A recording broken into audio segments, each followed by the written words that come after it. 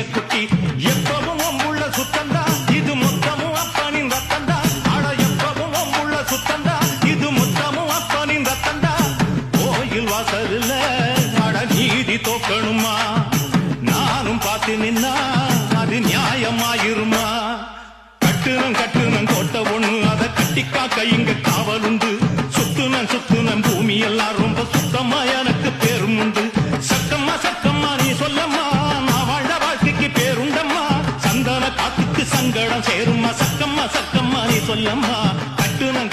கோட்டை ஒண்ணு அதை கட்டிக்காக்க இங்க காவல் உண்டு சுத்துனம் பூமி எல்லாம்